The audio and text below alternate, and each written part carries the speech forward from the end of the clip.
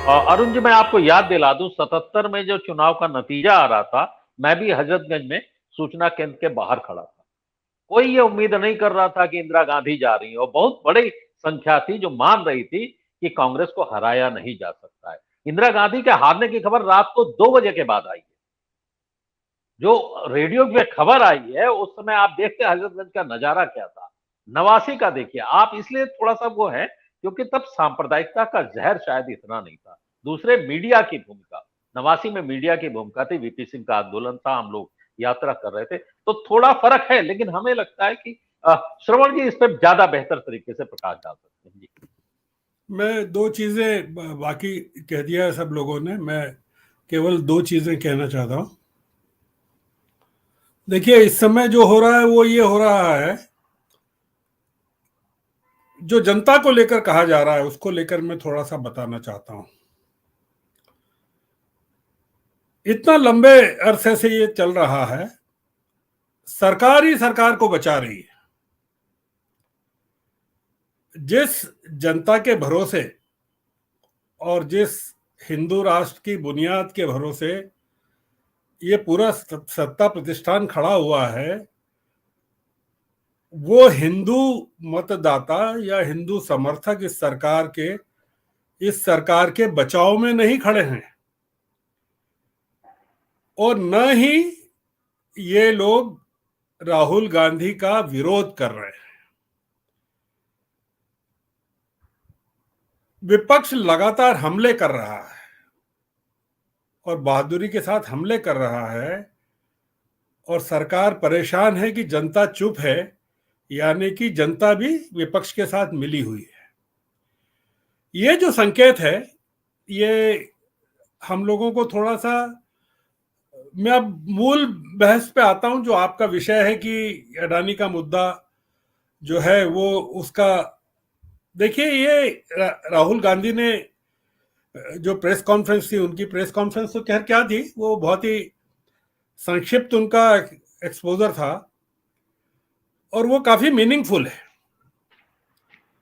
और मीनिंगफुल इस माने में है कि आज वो स्पीकर से मिलने गए और उन्होंने कहा कि मैं बोलना चाहता हूं। तो उन्होंने कहा प्रेस कॉन्फ्रेंस में कि स्पीकर नॉन कमिटल थे कुछ, और उन्होंने, राहुल गांधी ने कल के लिए समय मांगा है।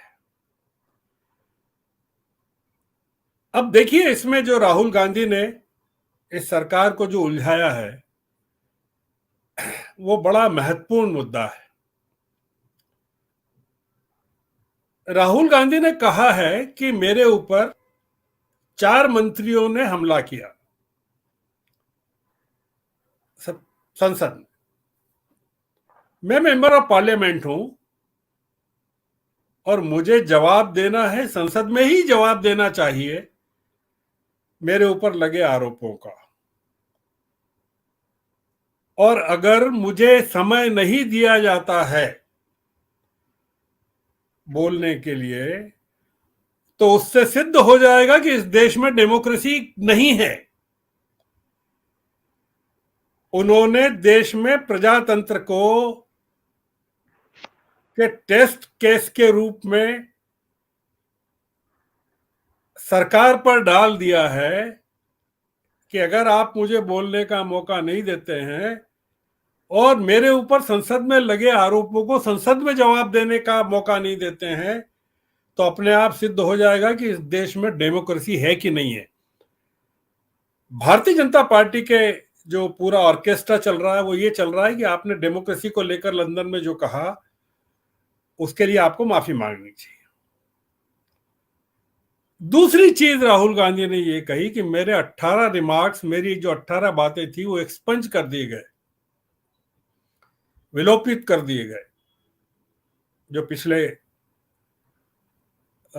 मेरा लोकसभा में उद्बोधन था, उसमें से मैं कल अगर मौका दिया गया तो उन मुद्दों को फिर से उठाऊंगा। ये दूसरी बात उन्होंने प्रेस कॉन्फ्रेंस में कही।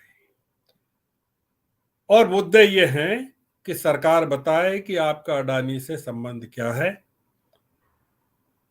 आप देश के महत्वपूर्ण संवेदनशील मुद्दों से जुड़े विषयों पर अभी भी उनको कांटेक्ट दे रहे हैं। ऑस्ट्रेलिया में एसबीआई के की चेयरमैन अडानी और एक ऑस्ट्रेलियन लीडर के साथ प्रधानमंत्री की मौजूदगी क्यों थी? बांग्लादेश के प्रोजेक्ट और श्रीलंका के प्रोजेक्ट में अडानी का क्या रोल है, और जितनी शेल कंपनियां हैं उसमें किसका पैसा लगा है? ये पेचीदा मामला है।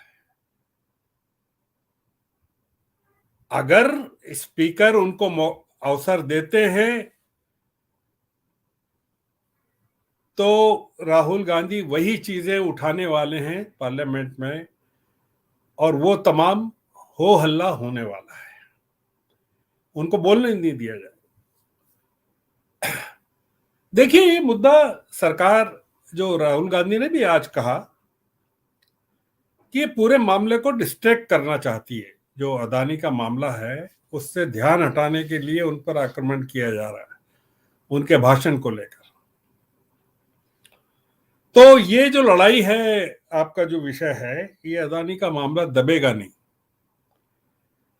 क्योंकि विपक्षी दलों की पहल है। मैं आपको एक चीज कहता हूं, जो बार बार आपके जो दर्शक हैं वो इस बहस को सुनते हैं काफी, उनके कंजम्पशन के लिए सुन रहा हूं कि जो गोदी मीडिया का जो की भूमिका है, और हमारे कुछ वक्ता भी जो पार्टिसिपेंट्स होते हैं वो कहते हैं कि विपक्षी दल सब एक साथ हैं कि नहीं है, हो रहे होंगे कि नहीं होंगे। मेरा ऐसा मानना है कि सारे विपक्षी दल एक हैं। ममता बनर्जी की तृणमूल कांग्रेस 18 विपक्षी दलों के साथ पार्लियामेंट में शामिल नहीं होती है, और आज लोकसभा में सबसे ज्यादा आक्रमण अदानी मामले को लेकर सरकार पर तृणमूल कांग्रेस की सांसद महुआ मोइत्रा करती है। ममता बनर्जी की हिम्मत नहीं है कि महुआ मोइत्रा को वो मना करें कि आप अडानी मामले पर बोलना बंद करिए, और या ये कहें कि आपको हम पार्टी से निकाल रहे हैं। सारे विपक्षी दल, ये जो हम लोग आपस में बात करते हैं, कई बार बात करते हैं, जब 16 दल थे तब भी हमने गिनाए थे कि 13 दल नहीं है, और जब 18 हो गए तब भी गिना रहे हैं कि ये लोग नहीं हैं। सारे के सारे साथ में हैं, कोई नहीं है जो इस समय साथ में नहीं है, और मौन है तो भी आप मानिए कि वो सरकार के खिलाफ है। तो ये जो लड़ाई इस समय है वो काफी अलग किस्म से एक अलग द्वार में प्रवेश कर गई है, और कई चीजें हैं इस लड़ाई के मुद्दे हैं। ये पार्लियामेंट को चलाना नहीं चाहती है सरकार, ये तो तय है।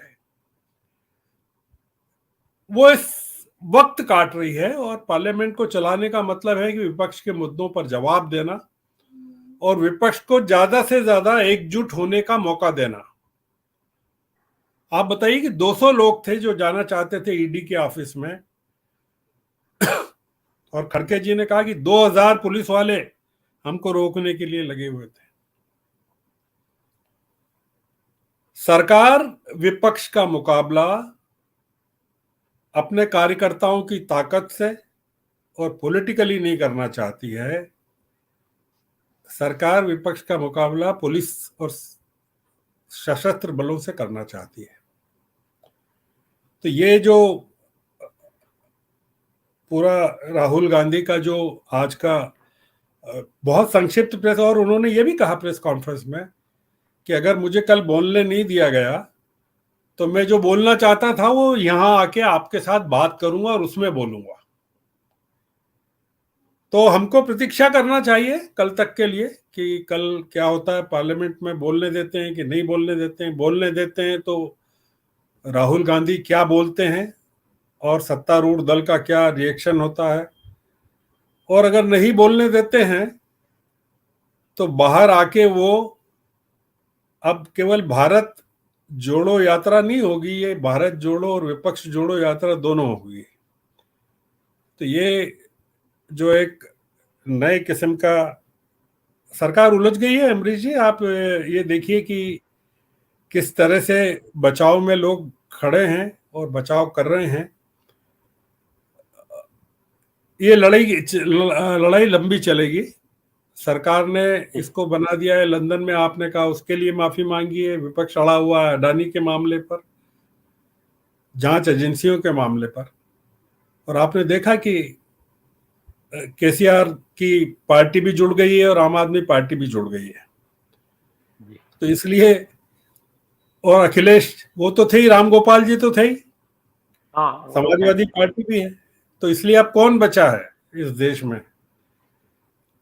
ये आप इसको एक, मैं निराश नहीं हूं, बिल्कुल निराश नहीं हूं। ये जनता जो है बहुत चतुर जनता है। ये 1977 में भी मौन थी क्या? मैं कह रहा था 1977 में लाठियां खाती थी, पुलिस पकड़ती थी, वो चुपचाप रहती थी। इसलिए जनता पर सरकार कितनी निर्भर है वो तो सरकार एक्सपोज हो गई है कि जनता, सरकार को कौन बचा रहा है इस समय, और राहुल गांधी का विरोध कौन कर रहा है? जनता तो नहीं कर रही है। और न ही वो जो 20 करोड़ कार्यकर्ता हैं बीजेपी और संघ के, जो लाखों कार्यकर्ता हैं, वो सड़क पर दिख रहे हैं राहुल गांधी के विरोध में।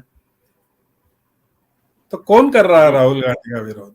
और किस राज्य में हो रहा है अभी देखना है क्या? भाजपाई राज्यों में हो रहा है क्या? आप तो उत्तर प्रदेश में बैठे हैं, वहां हो रहा है क्या? ना नहीं हो रहा। कोई विरोध नहीं, कोई विरोध नहीं हो रहा है। सुनीलम जी मध्य प्रदेश में बैठे हैं, मैं भी मध्य प्रदेश में हूँ। चिंता मत करिए, चीजें